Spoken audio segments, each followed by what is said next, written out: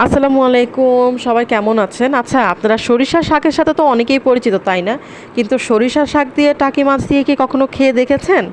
যদি না খেয়ে দেখেন, আমার ভিডিওটা দেখেন, দেখে অবশ্যই আমি আপনাদেরকে কথা দিচ্ছি ভালো লাগবে। আর এই একটা জিনিস দিয়ে আপনারা পেট পুরে ভাত খেতে পারবেন।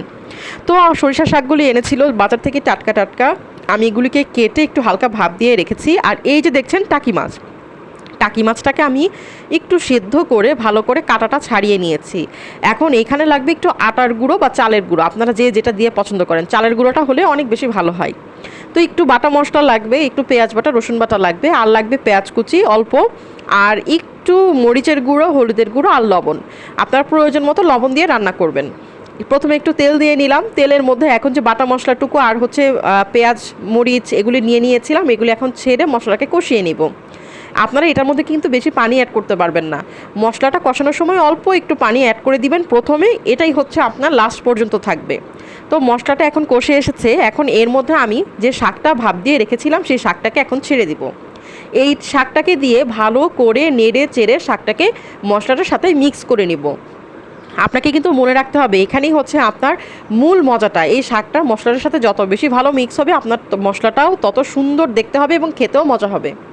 তো এখানে কিন্তু 2 থেকে 3 মিনিটের মতো আমি ভেজে নিয়েছি। এখানে আমি এখন আরেকটু পানি দিয়ে শাকটাকে ভালো করে সেদ্ধ করে নিব। আর এই শাকটা হচ্ছে এখন কিন্তু প্রায় সেদ্ধ হয়ে এসেছে, 2 মিনিটের থেকে 3 মিনিট লেগেছে। এখন যে আমি টাকি মাছগুলি বেছে রেখেছিলাম সেই টাকি মাছগুলি দিয়ে দিব। তার আগে কিন্তু একটা কাজ আছে। কি কাজ? চলেন তাহলে সেই কাজটা করে ফেলা যাক।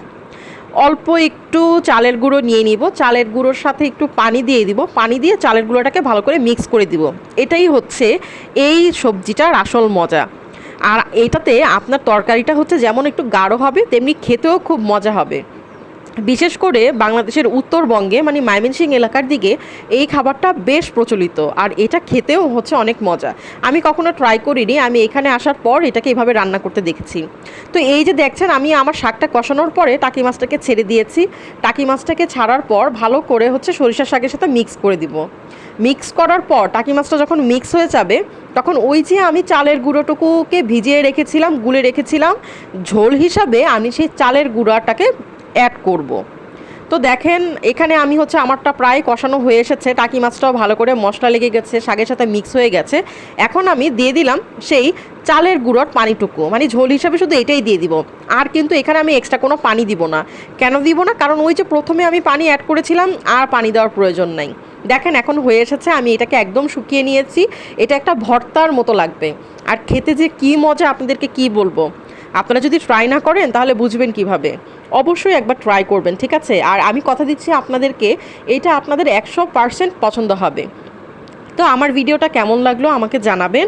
আর আমার চ্যানেলে কি করতে হবে? অবশ্যই ফলো দিতে হবে, তার পাশাপাশি আমাকে লাইক কমেন্ট করতে হবে, ঠিক আছে? আমার ভিডিওটা শেয়ার করে দিবেন। ধন্যবাদ। আসসালামু আলাইকুম।